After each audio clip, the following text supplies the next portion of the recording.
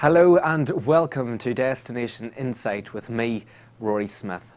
On this evening's show, we take a fascinating insight into the addiction of love, sex and pornography. When we hear addiction, we automatically think of alcohol or drugs, but addiction to love, sex and pornography are as real, with thousands today who are living in the despair of this addiction. When we are born, we are given a world built on the decisions of previous generations. A world created by their choices, some good and some bad. Decisions are constantly made without the knowledge of how they will affect us, our society, and our world. But what if we did know the effects? What if we could make choices now that would someday lead to a better world? Every person has a choice. We choose what we buy, what we wear, what we say, and what we do. These choices contribute to an ever-growing swell that drives the course of society, eventually defining an entire generation. But it all starts with one choice from one person. 2 generations ago, society began making choices that have shaped today's understanding of pornography. In 1948, Dr. Alfred Kinsey published a best-selling book that suggested that all forms of sexual behavior should be normalized and that people should pursue all sexual urges regardless of age. Businessmen capitalized on this new idea and porn magazines hit the newsstands. Many became convinced that it was cool, harmless, and a gentleman's pursuit. Then, in 1993, came the internet. And like a tidal wave, pornography flooded the World Wide Web as a generation became consumed. And now, for the first time in history, hardcore pornography can be accessed from anywhere and at any time. So what does this mean for our generation? Through new innovations in brain technology, psychology, and sociology, we now know the truth about pornography. Porn is like a drug. It can rewire the brain, form addictions, alter views about sex, objectify the human body, fuel the demand for sex slavery, and reshape society as a whole. Pornography is often violent and abusive, a degrading lie that distorts the very meaning of healthy relationships and love. We are the first generation in the history of the world to face the issue of pornography to this intensity and scale. We are also the first generation with a science-based understanding of the harm pornography can do. And with that knowledge, we feel the responsibility to share it with others.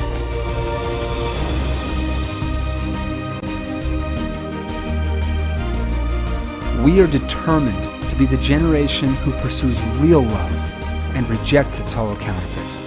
We will fight this new drug, and we will not rest until the world knows that pornography is harmful.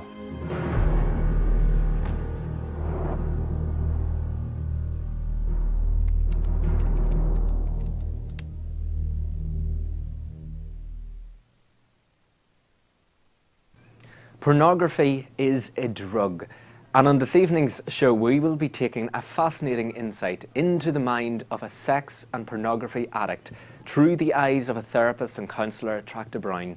We'll also be finding out the meaning of revenge porn. The director of Harley Street Therapy in London, Dr. Sherry Jacobson, will be telling us about the negative effects this addiction has and how it has led through internet addiction. A fully packed show this evening, and remember, if you want to contact us regarding anything on this evening's show, then here are all the details you need to get in touch. Your voice to be heard on the show, and there are plenty of ways to get in touch with us. Check out our website, destinationuri.com, comment on our Facebook page, Destination Uri, or send us a tweet to @DestinUri. You can also write to me directly on my email, rory@destinationuri.com. Message me on my Facebook page, facebook.com/official Rory Smith, or send me a tweet to @RoryESmith. I'll be reading each and every email, Facebook comment and tweet sent into us. This is your show and we want you to be a part of it, so do get in touch with us. But first, do we really know what pornography is and what form it comes in? Take a look at this. Pornography is the portrayal of sexual subject matter for the purpose of sexual arousal. People may be under the assumption that pornography is just in relation to videos on the internet, but you'd be wrong. Pornography may be presented in a variety of media, including books, magazines, photographs, paintings and video games. 1 in 5 mobile searches are for pornography. 24% of smartphone owners admit to having pornographic material on their mobile handset. Today, 68% of young adult men and 18% of women use porn at least once every week. So with so many people using it, and needless to say, so many people enjoying it, why would anybody want to stop it?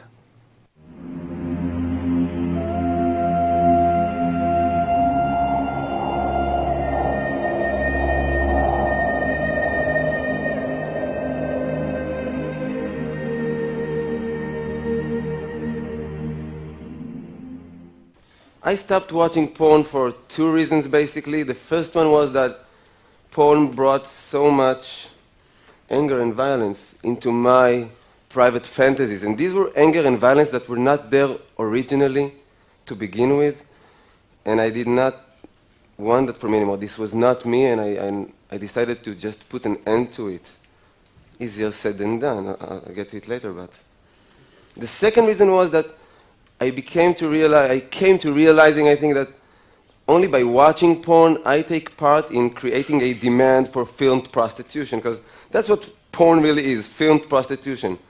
Porna stands for prostitute, graphia stands for documentation, and prostitution was nobody's childhood dream, okay? That it is always a result of trouble and distress. Now, I became aware of that gradually when I was volunteering with men and women in prostitution, some of them victims of human traffic, serving aid in brothels, under the bridge, in street corners. But you don't really need to do all that in order to understand how this mechanism of porn and prostitution works.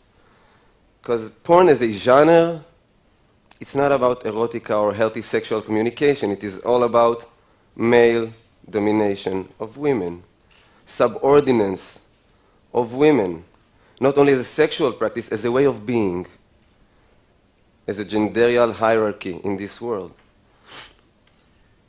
Like, if we would ask porn, if we were to ask porn, how does it define something as sexual? What qualifies, what defines something as sexual? Porn would laugh in our face. What defines sexual? Whatever men find arousing. In my private fantasies before watching porn, there was always a very strong narrative. And the narrative was of sensuality and mutuality, which means that I had always imagined what I would say to her. What would she possibly answer? What options do I have to respond? In real life, it never works like I planned, but it was super important in my mind in terms of arousal, the build-up, the location, the setting, where will it be? What are the circumstances of me and her being all alone all of a sudden? How will this bodily inflaming between us will emerge step by step? It was super important before porn. After making a habit out of porn, it conquers your mind and it invades your brain, and I lost my ability to imagine. Attracta Brown, a therapist and counsellor from Hilltown in Northern Ireland, is with me now to get a deeper insight into love, sex and pornography addiction. Attracta, you're very welcome along to the programme. Thank you, Rory. So Attracta, first of all, we say love, sex and pornography addiction. Would you use the word addiction in relation to these aspects? Yeah. Yes. Mm-hmm. Absolutely. Yeah. Would you see it as a compulsive disorder or as an addiction? As an addiction, if the issues that are being presented are impacting on the person where they no longer can function healthy, in a healthy lifestyle, where they're maybe isolating themselves and where it's getting to be a problem in their normal lifestyle for not only themselves, but maybe those people that are around them. We all have a sex drive, and we were talking earlier and we said that there's different capacities of this. When does this become an issue for someone? When does it become an addiction? I suppose with any addiction, where it becomes a problem, okay? We have different levels of sexual needs as individuals, but where it becomes a problem, then that's where the addiction will come in, where it needs to happen more and more often, that they can't function without it, that it becomes intrusive to their thoughts, intrusive to their behaviours, changes begin to happen physically, emotionally, psychologically, and people will need to get help. Is there a difference between an addiction with love, with sex, and with pornography? Absolutely, yeah. An addiction to love would be an individual who would like to have an intimate relationship with someone for probably quite a short period of time. Because as we all know, there is a period of bliss within any relationship, the honeymoon stage. And when that ends, then that ends the love, you know, so we move on to someone new, more exciting, and we will carry on a certain level of relationship, both intimately, psychologically, emotionally. And whenever the bliss stage goes, then we look for someone new. Addiction to love then isn't an action. Is it more inside the body and what they feel between each other? Addiction to love is again that chemical release for intimacy, you know, to being with a person. Where someone has an addiction to sex, they really don't mind who it is that they're with.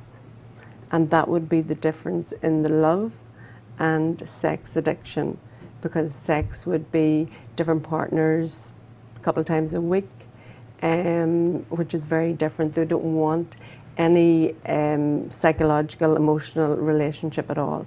They just want. Sex addiction isn't normally explored on film or, you know, very much in our culture, and I thought it was really well done. My character says, you know, isn't it an excuse for men who are caught cheating? And the answer is no, it's a real thing. And, you know, I think that unfortunately, so many of us are in so much pain, and we don't know how to be with it and expand ourselves, use it as a tool to expand ourselves and become more aware. And so we self-medicate in lots of ways. We drink wine, we shop, we smoke crack, and you know, we have sex. You know, people use sex as a way to soothe themselves, and it's self-medication. You know, if you are a sex addict, it's self-medication. It's a way to get through the pain of life. It's a similar thing with eating disorders. Sure. That, you know, you have to keep eating. Exactly. So you have to really change your relationship to sex and your sexuality. Mm-hmm. Yes, it is. No, I mean, would it be possible? I mean, you said there that with sex addiction they seek different partners. Yeah. Is it possible for a sex addict to act out this addiction on one partner only in a committed relationship? No, not usually. Okay. No. It's multiple partners. Generally, whenever you're dealing with another individual, unless they're also an addict, then you've got more psychological, emotional compatibilities going on. But where it is just pure sex, just it's over, it's done, let's move on. Who's next? Next, please. Yeah. Yeah. And with pornography addiction then, how does one become addicted to pornography? I suppose, as we spoke earlier, it's about the chemicals within the body, within the brain, that they may stumble on it. They may not know that, you know, it's something that is progressive, and I think that's important to understand and to realise that the more that you do, the more that you want. So those pathways that you begin to create in order to feed your addiction, the more you want. You know, you're not satisfied with just one look. You want to look more, because then the hit doesn't just... Sexual tastes vary from person to person, but with the current pornography epidemic, as some call it, one has to wonder how exactly this may affect our desires and perception of sexuality. Moreover, how does it affect our sex lives? Pornography constitutes about 25% of all search engine requests and is the fourth most common reason people give for going on the internet. And while it may seem to simply facilitate an instinctual sexual response linked to millions of years of evolution, the truth is, pornography has dynamically changed over time, ultimately molding our tastes and desires. The not-so-shocking truth is that pornography has profound consequences for the brain and acts in many ways like a drug.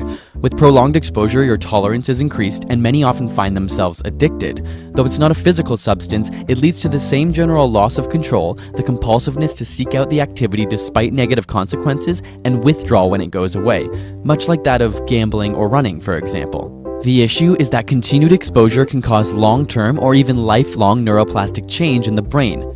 Dopamine is released as a reward whenever we accomplish something, whether it be eating to sustain life or sexual activity to produce future life. And this dopamine consolidates neural connections in order to drive us to perform the same activity in the future. In other words, it alters and forms the brain cells to motivate certain actions. It rewires. Yeah. I want to touch on as well this idea that people may have, that addiction is between a human and the object, which in this case is sex, love, or pornography. And a lot of people see the addiction from the point of view of a person, and if we take the case of pornography, we take it as a person and naked people on the screen, more or less. But it's much deeper than that. It's not a person's drive to watch pornography, but the idea of covering something else up in their lives. As with any addiction, and again, it would be in my experience that there are underlying issues, and those issues of self-esteem, confidence, not performing, whether it is physically performing, then, you know, sexually, or whether it is something that in their life isn't going well, their job, their marriage, you know, or it can be much deeper than that, where you could be going back. So how did you end up on drugs? I was really, as a kid, I felt very unhappy and I felt sort of lonely and a bit sad. And I don't know if it's to do with my personal circumstances, single mum, and like feeling sort of like we didn't have like a lot of money and stuff. I felt sort of alienated and unhappy and lonely. But for me, I couldn't cope with being me. And when, like, first of all, I had problems with food. Like when I first discovered chocolate as a little kid, I used to eat it compulsively. Then I was infatuated with pornography. And then when I discovered drugs at 14... So you have a very addictive personality. Yeah, I look to solve inner problems with external things. I'll use anything to stop myself feeling. And as a little kid, I felt very lonely, very sort of isolated and confused. And anything that could temporarily relieve that, I was very grateful for. But now you are obviously very self-aware. That is an amazingly profound thing you just said, that I look to fill my inner void, literally, with external things. When did you become aware of that? When I got clean, when I got clean 11 years ago, I realised that the reason that I was taking drugs was to deal with those emotional issues. And once you stop, when you take drugs out of the equation, those issues remain. That's why someone can have 23 years clean and then use drugs again.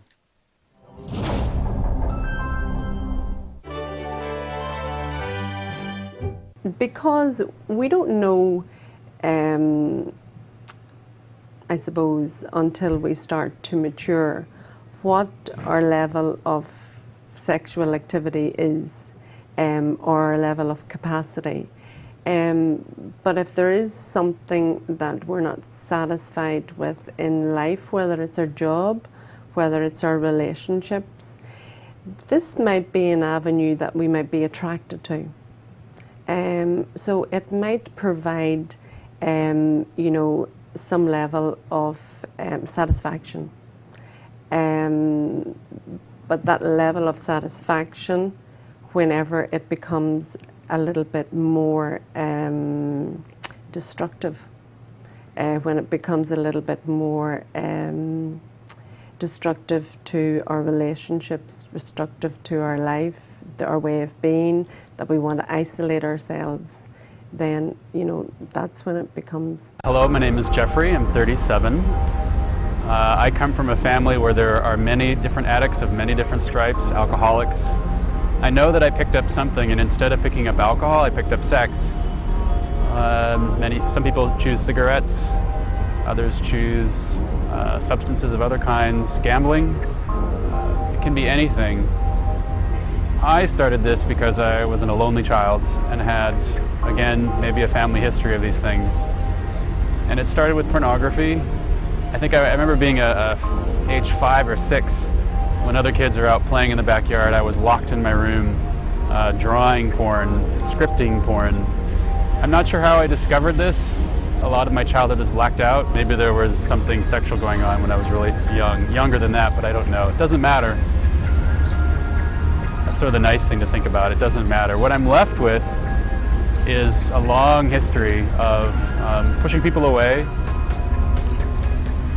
in school, all throughout my schooling, choosing pornography, choosing masturbation, choosing sex from random people at rest areas, parks, bathrooms. I was having sex at the age of 13 with men in their 30s and 40s. I kept getting STDs throughout college, the simple ones and some ones that are more complex. Doesn't really matter, all those details. Why I identify as a sex addict and why it's not just a guy having fun is that the unmanageable events started accruing. Getting STD after STD, not losing a lot of friendships, not having many friendships, the desperate loneliness. All these things happen, and a normal person would, you know, take a breather and say, well, okay, something's wrong, I need to ask for help. But if it's an addiction, as I believe it, it's what you use to soothe yourself, and yet it's also the thing that causes you damage. As I was getting sicker and sicker, the only thing I could think of to do was to have more sex.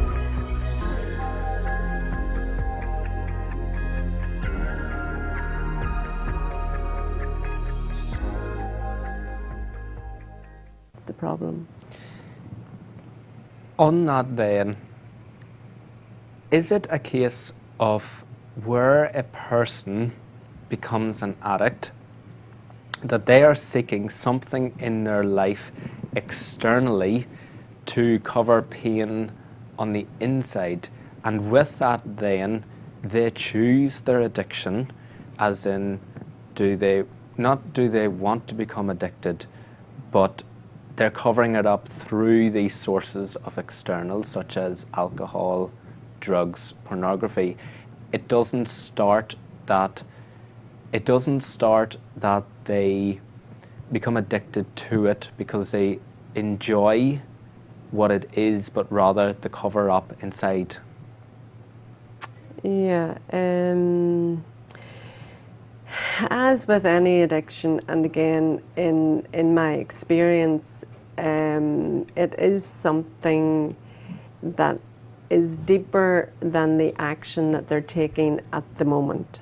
The action that they're taking at the moment is providing some sort of, I suppose, relief from the inner pain that they may be feeling from whatever the issues are that have been in their lifetime, whether it's through family, through a physical abusive relationship, sexual abuse, verbal abuse. You know, those are the issues that I feel lead on to addictions. So with someone suffering from an addiction then, the idea is to help them to find the source that is leading them to the addiction. It would definitely be helpful. It would definitely be helpful. But again, with any addiction, until the person realizes that they've got a problem, they won't seek help. You know, so they will continue within the pattern of addiction. Oh, I'm okay, it's all right, I can manage this, I can do without it. But whenever they try to do without it, they realize, no, I can't do it without it. So they sort of seesaw at times until something significant happens and they realize, okay, I've got to sort this, I've got to look for help. There is help out there, I've got to look for it, I've got to seek it. This is having a negative effect on my life now, where maybe in the beginning it was a whirlwind of curiosity, and now it's not. You know, when it's going to impact on either university life, on your job, on your marriage, on other relationships that are significant, then something needs to take place. And when someone realizes that they are an addict and they do seek the help, what's next? I was addicted to pornography for quite a few years, and it affected my life in a very negative way. And I almost didn't want to even do this audio, because, you know, if someone recognized my voice or saw me, it's shameful, and that's the hard part. Many people, when they think about pornography, they think maybe it's not a big deal. Maybe, you know, it's harmless fun, but really it isn't. And if you're watching this, you may have experienced some of the consequences. Maybe you have a spouse that caught you watching it, or maybe you find yourself being more distant, or you see that it's overtaking your life, or maybe you're just wondering if you do have an addiction. Well, pornography addiction, it's not something that you can just stop doing. It's actually a chemical addiction, and there's a chemical process and change that happens in your brain when you watch pornography. Pornography addiction has actually been compared to heroin addiction on how hard it is to break it. I mean, imagine the computer's there all the time, and it's almost like a drug addict or an alcoholic that works in a bar. Right? How are you going to stop drinking if you're surrounded by alcohol? So it's very, very difficult. It's not impossible, but it's very difficult to do on your own.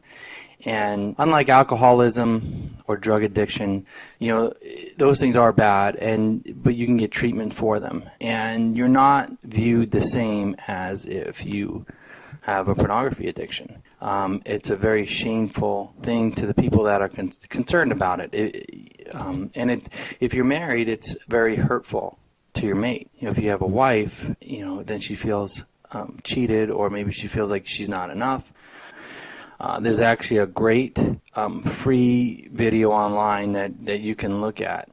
You know, I went to a lot of different places. I saw a psychiatrist who, you know, and then there was a couple of courses I got, but I mean, this one was probably the best, this video, and it's just a really good, they help not only explain what it is, but they help you recover in very small steps, and they have accountability partners, and all this stuff is what you need. So go ahead and take a look at this. I'll post some more videos, but go ahead and take a look at this program, and if you have any comments, just leave them below, or you can message me here on YouTube, and I'll reply to you the best I can. Thank you.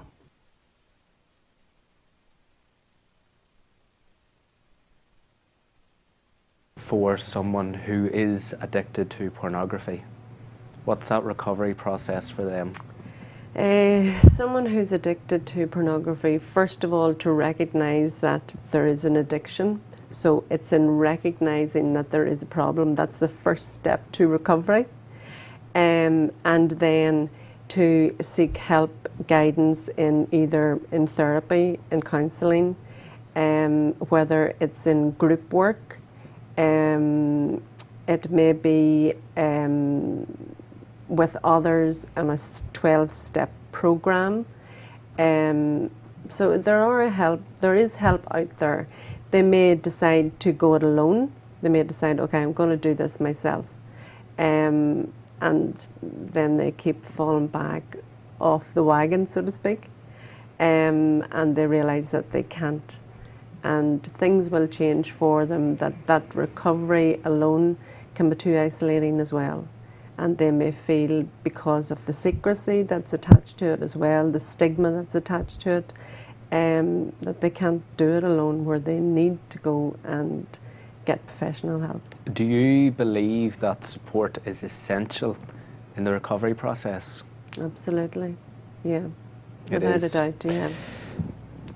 When someone seeks that help, say we're going to take sex now, the sex addiction. When someone seeks the help, they've come to the realization that they are a sex addict. With alcohol, omission of alcohol is essential in the recovery process. How is it dealt with in the recovery process for sex addicts? Is omission of sex there a part of the recovery process? It will depend very much on the individual. If they are capable of going cold turkey, where they can say, right, that's the end. But when you think about sex, sex is something that is human. You know, it's something that we do as a human. And there are, you know, I suppose man, woman are created in order to be intimate.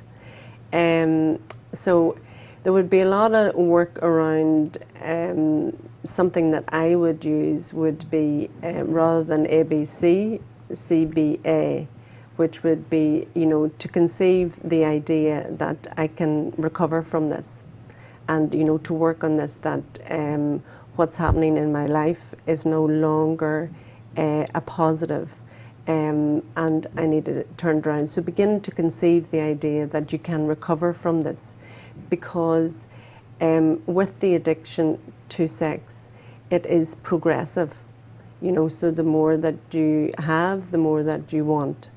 And then, so beginning to work with the individual to conceive that we can create an environment for you where the addiction can be corrected. And then to believe again in that what we're doing, what you're working at, will be an outcome that you can achieve. So hope is essential then as Hope well. is most certainly essential, yeah, yeah. What benefits can someone see through realizing that they are an addict, through seeking that help, through going through the recovery process? What are the benefits for that person to stop their pornography, love, or sex addiction? Probably one of the greatest, I suppose, benefits would be that they will develop as an individual, as a healthy individual with an attitude towards intimacy as it should be, because it's not to deny it completely, but it is to have a healthy relationship with a partner. Does these three addictions have an effect on the intimacy in a relationship? Oh yeah, absolutely. In what ways? If your partner is addicted to pornography or sex, there will be certain things that they will probably not want to have sex with you.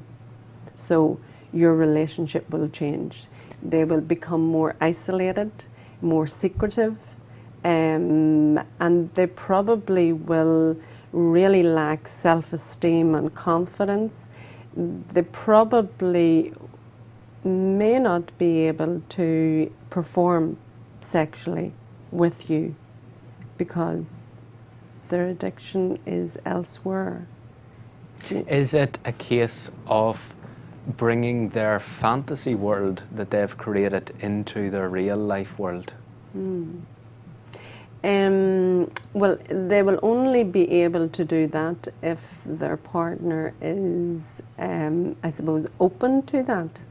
And not all partners will be open to all the aspects that...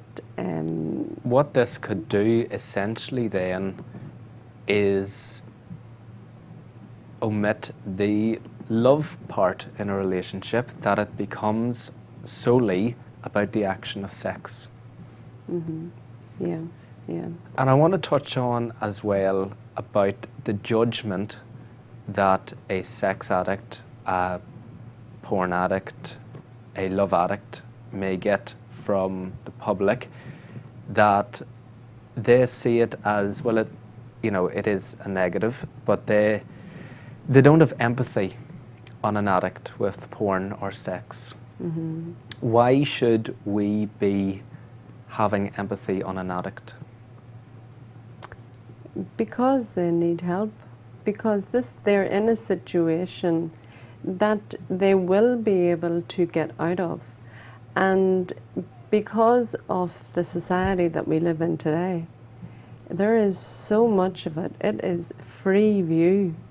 It's, if you've got a broadband connection, it's readily available. You can watch it in the privacy of your own home.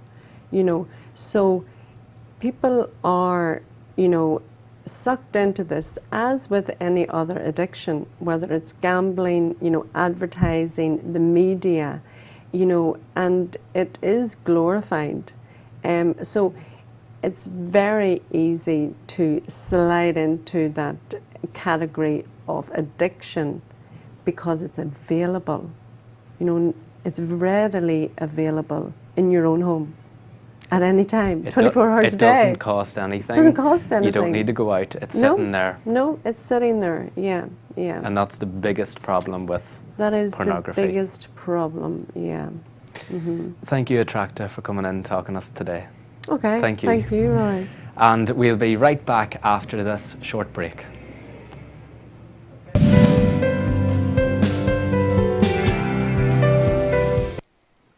We're a digital solution company with our headquarters in Ireland. We have, with colleagues in the United States, in Hungary and in India, developed what we believe to be the most cost-effective, the most simple to implement digital signage solution for every type of business that wants to increase sales and add to the quality of experience for their customer and their audience. Digital signage is just a fancy phrase for a method of displaying your product or services on devices and screens, televisions as well, engaging with your customer and helping your customer understand exactly what you do, what services you provide, and how your customer can access the same. And it all happens through the simplicity of this little box. If you're a retail business anywhere in the world, contact us and get a free digital signage trial. Now, to see how we power local internet television, please go to the aboutdestinationuri.com channel. And to review or join our business network, please go to the Local Business Network channel. Thank you.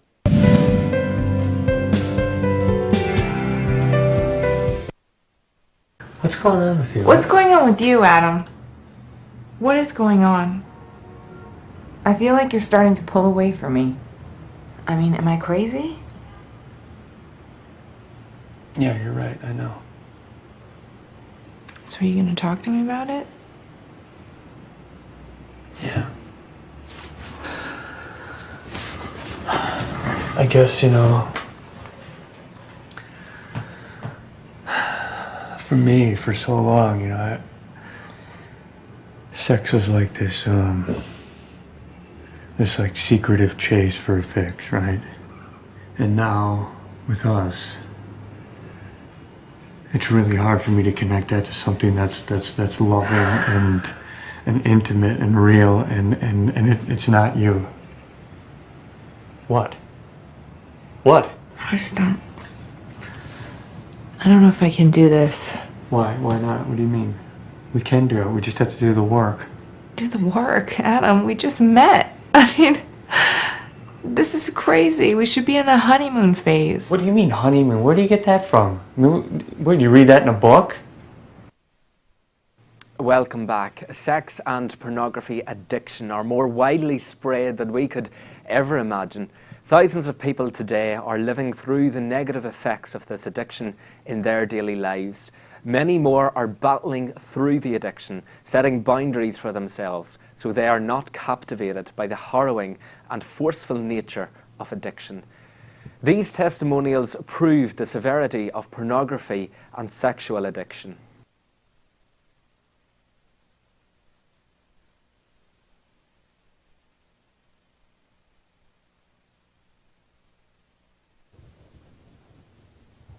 For 30 years, I've lived a life of lie, and I wish so bad I had something that helped me so that I never ever dabbled into this filth. And it's phony. It's phony. It makes you believe that it's real, and it's ruined relationships in my life. And I can't say enough about this program and just the confidence and the motivation that it gives me and the self-worth that I'm working on building to overcome this. I've led a life of lies and deceit because of the addiction. Work. When I get in the mind frame that I'm going to go look at pornography, I don't think about anything else. I don't think about work, I don't think about my family, I don't think about consequences. I never even admitted that it was an addiction.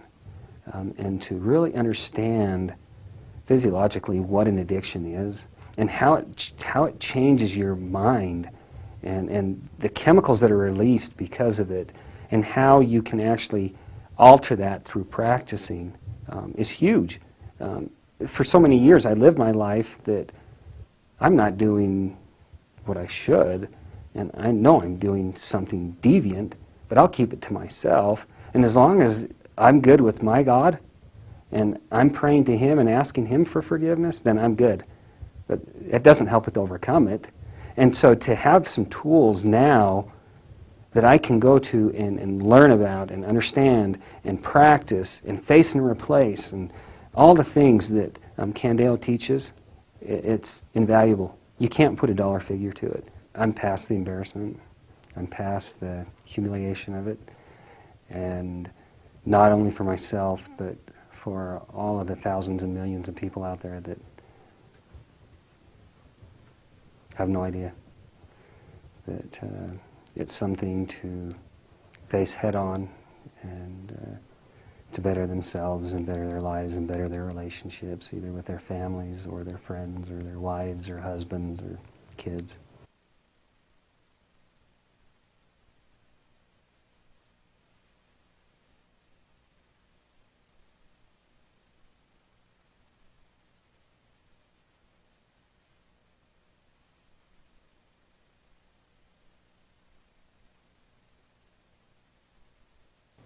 Dr. Sherry Jacobson is Clinical Director of Harley Street in London.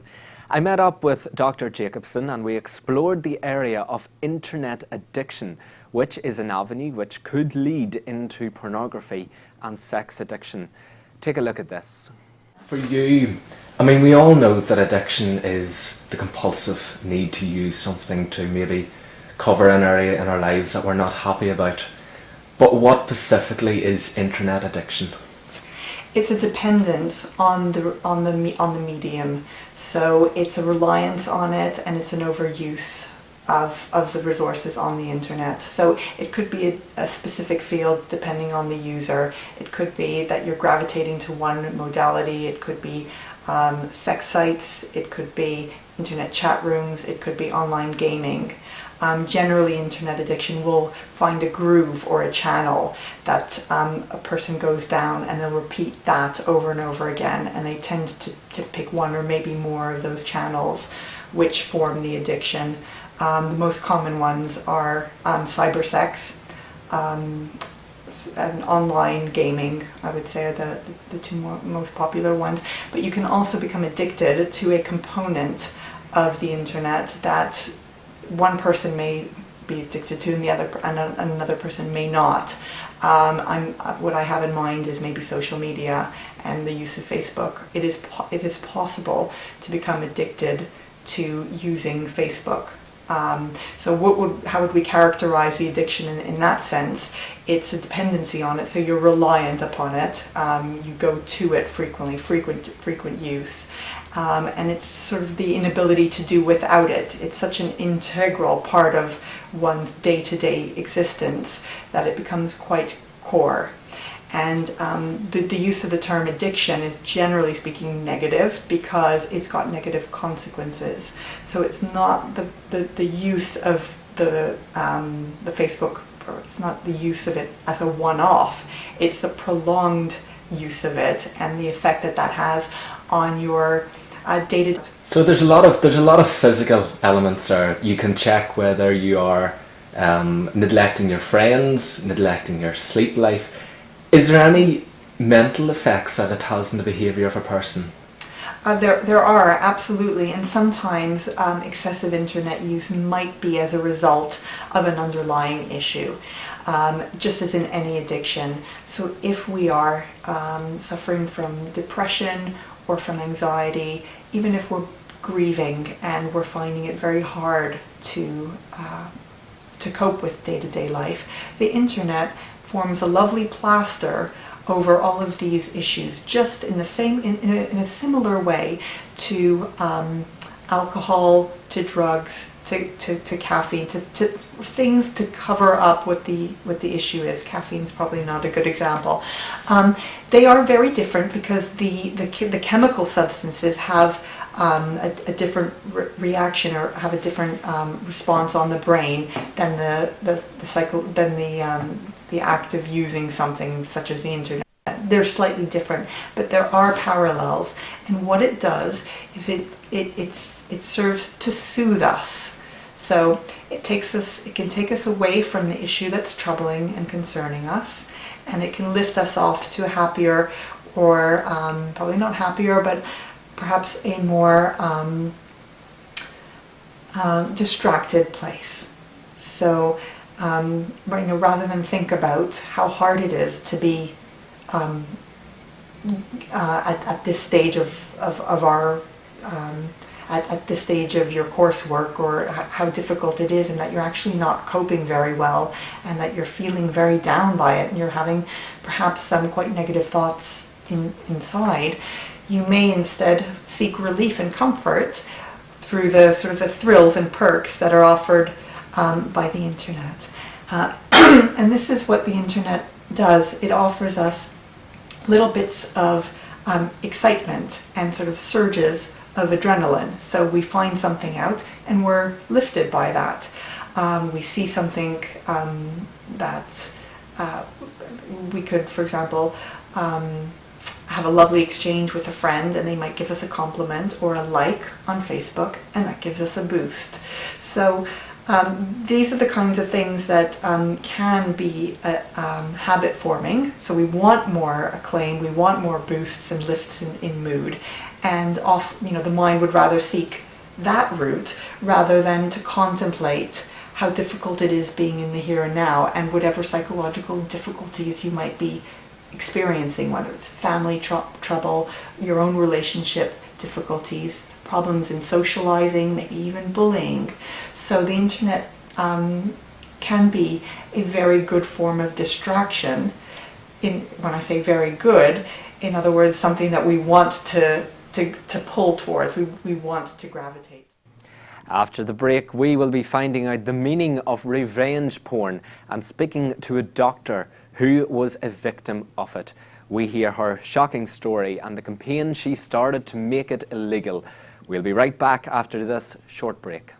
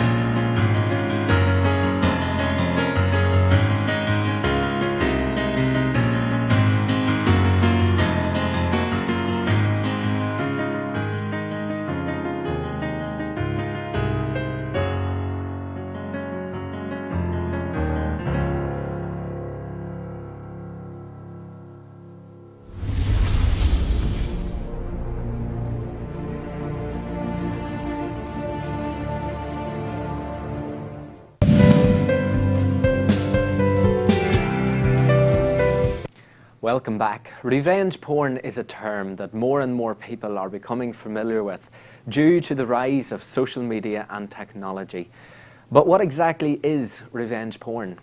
Revenge porn is sexually explicit media that is shared publicly online without the consent of the pictured individual. The intent is to shame or embarrass the individual. Revenge porn is typically uploaded by ex-partners or hackers. Many of the images are pictures taken by the pictured person themselves or by selfies that they have stored on their phone or shared in a relationship in private. The uploaded explicit images are often accompanied by personal information, including the pictured individual's name, links to Facebook and social media profiles, or addresses. Nations which have passed laws against revenge porn, including Israel, Britain, Germany, and 12 states within the United States. Holly Jacobs is a doctor from Miami in Florida. In 2009, Holly became victim to revenge porn by her now ex-boyfriend. Now Holly is campaigning against revenge porn, urging governments across the world to make it a worldwide illegal activity. We spoke earlier on the phone, and here is Holly's story. So Holly, it was in 2009 when you broke up with your boyfriend, and after this he began posting explicit photos of you on the internet, which you had sent him in private during your relationship. Now, before I talk about that and the events that happened through that, take me back to when you were in the relationship with your now ex-boyfriend. What was your relationship like with him? So it was a 3.5 year long distance relationship, and our relationship was fine. I mean, the standard long distance relationship, we didn't get to see each other as often as people in other relationships. We would see each other every 8 weeks or so. So that's why we exchanged intimate photos back and forth, was to just keep the passion in our relationship alive. But otherwise, it was a very loving and trusting relationship, and I certainly trusted that he would keep this material between us, and we had several conversations about it, and just never thought that he would betray me this way. And he did betray you, because whenever you broke up, he then began to post those explicit photos of you onto the internet. How did you find out, first of all, that he was posting those photos of you? So it was about a month after we broke up, and our breakup was very amicable. It was just basically because we had started fighting a lot about the distance and ultimately realized that we weren't happy anymore. And a month after our breakup, I received a call from a friend telling me to get on Facebook right away because my Facebook profile picture had been changed to a nude photo of me. So that was the first time that I found out that he was starting to post. And he was posting on your Facebook, so he must have had access to your Facebook with passwords.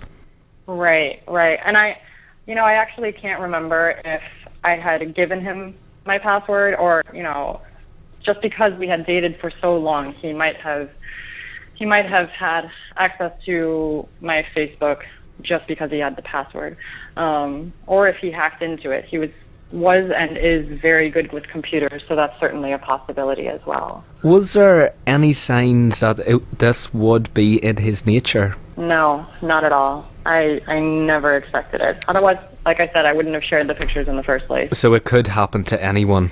Absolutely.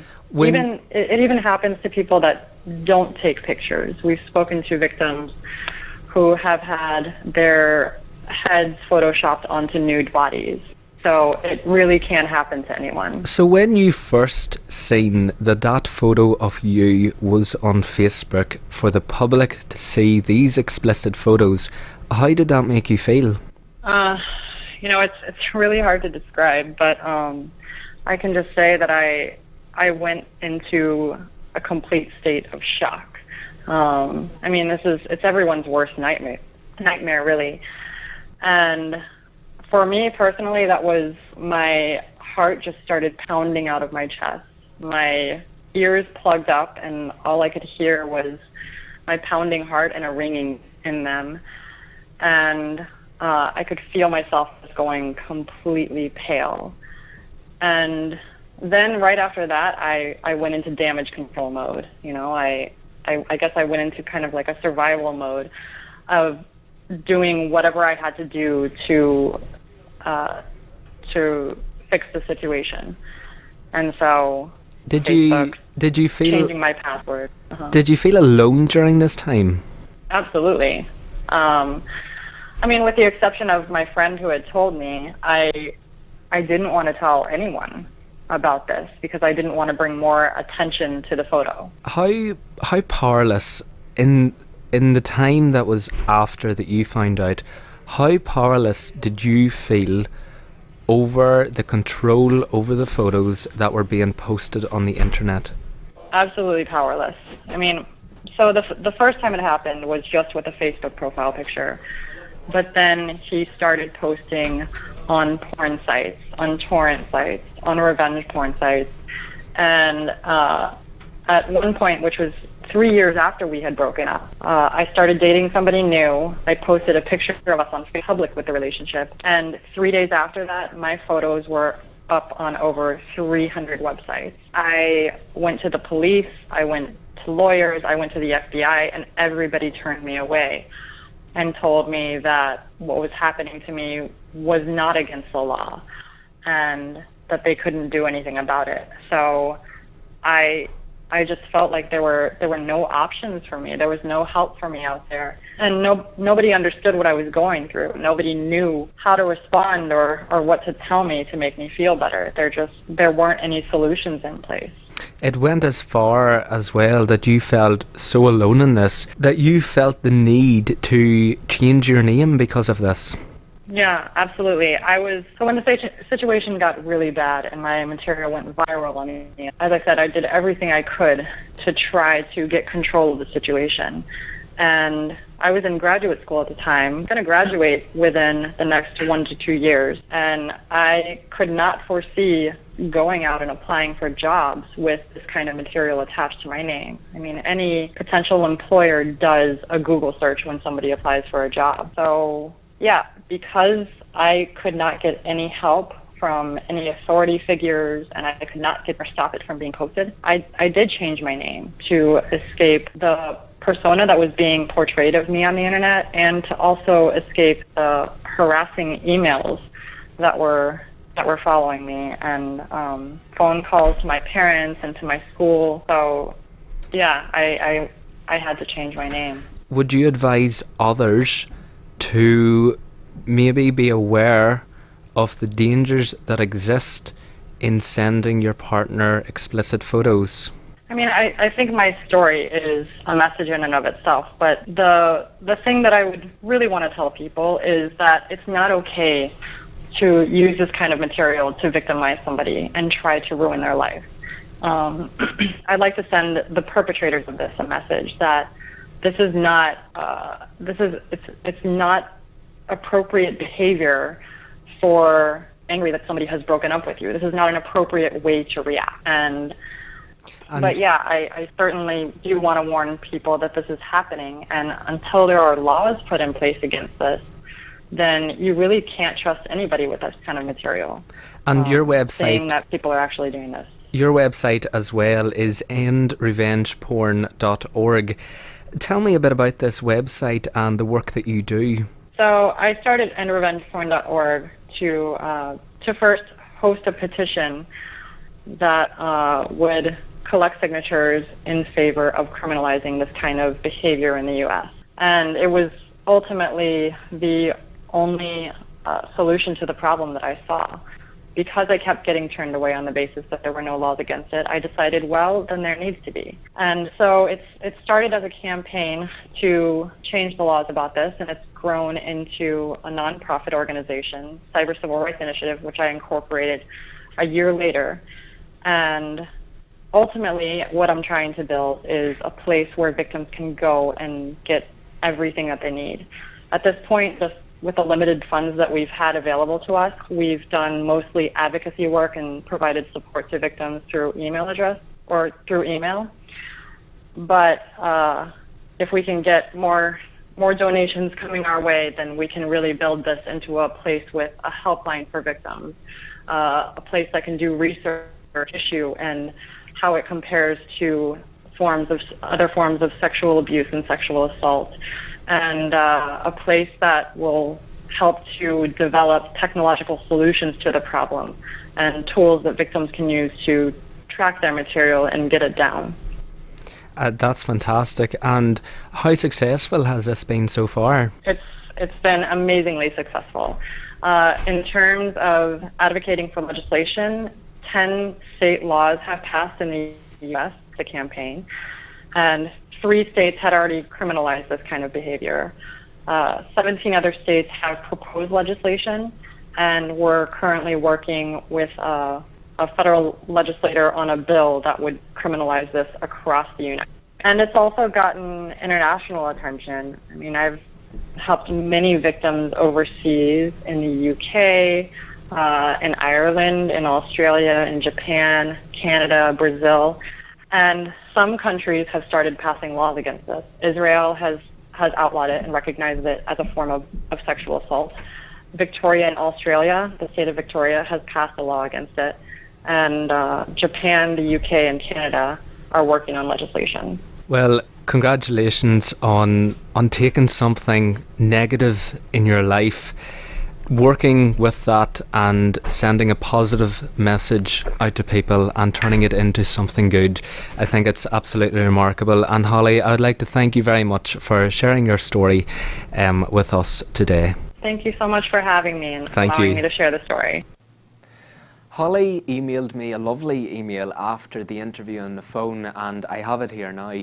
And here is what Holly had to say in the email. Unfortunately, as revenge porn is a new form of sexual abuse and assault, we're seeing a lot of the same victim blaming that we see in sexual assault cases. Telling victims that they shouldn't have taken the pictures in the first place is the new victim blaming. People in societies around the world have this knee-jerk reaction to putting the blame on the victim. Doesn't it make more sense to put the blame and the burden on the person that is committing the malicious activity, which is the poster of the pictures? There's nothing wrong with sharing intimate photos of yourself with someone that you're in a relationship with. There is something wrong with using that material to potentially destroy every aspect of one's life. I would sincerely appreciate it if you would drive home the point that there is no shame in taking these pictures and sharing them, and that the victims did nothing wrong. What is wrong is taking something shared within the safe realm of trust and intimacy and turning it into a weapon that could destroy every aspect of one's life. Holly, thank you for the interview, and thank you very much for your wonderful email.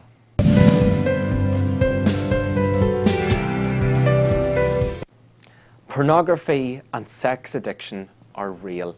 They exist today, and it is our mission to allow people to understand that those who are suffering from addiction do not require abandonment or judgment. It is essential that we reach out to those with addiction with empathy and support to help them find the source of the addiction, to discover that they have an addiction, to admit that they have an addiction, and to find out what is the source of pain the addiction is being used to cover, and seek happiness and contentment in their lives. Addiction is an external source of finding happiness and relief to cover something emotionally painful inside the human mind. What needs to be done is to discover the pain that is being covered and seek support in order to relieve that pain internally, instead of seeking external sources through an addiction. That's all from me this week. Thank you very much for watching, and I'll see you next week.